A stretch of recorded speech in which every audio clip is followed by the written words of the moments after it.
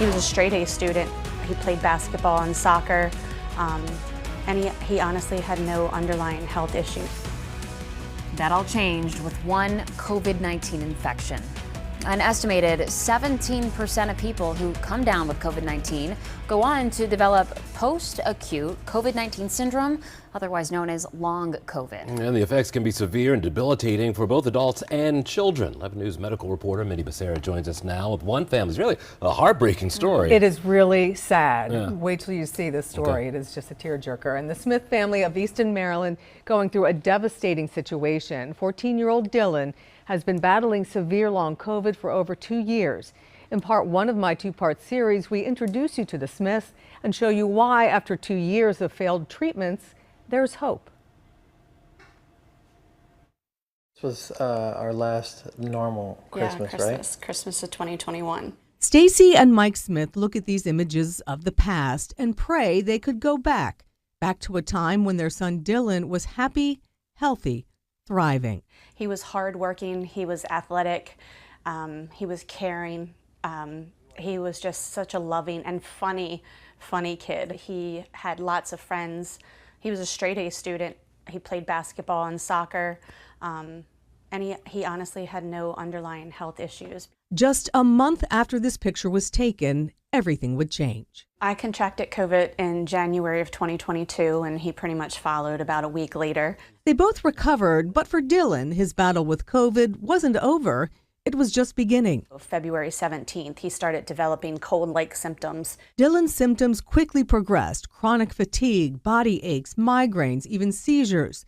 He was diagnosed with long COVID. And it was such a slow downward spiral, and there was nothing that we could do. Dylan took his last independent steps in June of 2022. It was really hard to see, but it was definitely steadily down until he's walking with a cane, then he's walking with a walker, then he's in a wheelchair, not walking at all. The Smiths went to doctor after doctor, clinic after clinic, even a rehabilitation center, but Dylan still suffered. Definitely once the pain set in, it was very alarming because he couldn't even sleep at night. And we would go to the emergency room in the middle of the night to try to seek relief for his pain. Just when Dylan seemed to be improving with the help of a new medication, his worst nightmare came true. He contracted COVID-19 again in February of this year. The now 14-year-old is currently bedridden with a feeding tube. Move That Cloud by Dylan's dad. In the midst of such despair, Mike was overcome by an inspiration to write a book about hope. The sun is so beautiful today, in my eyes, but that's okay. Within a few hours, over a few days, Mike wrote these words and drew these illustrations. And he came upstairs and said, "Can I share something with you guys for a minute?"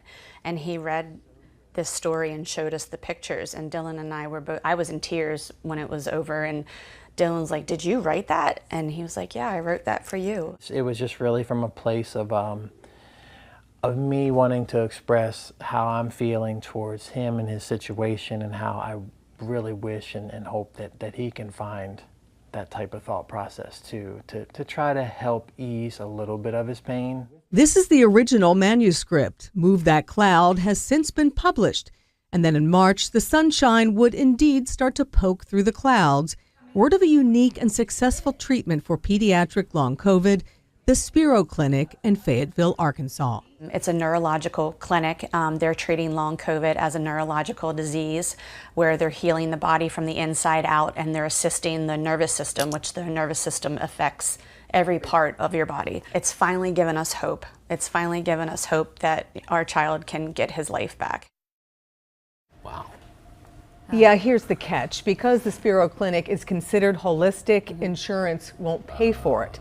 And the Smiths estimate this is going to cost them about $100,000 out of pocket to get to Arkansas and then to pay for all of the treatments.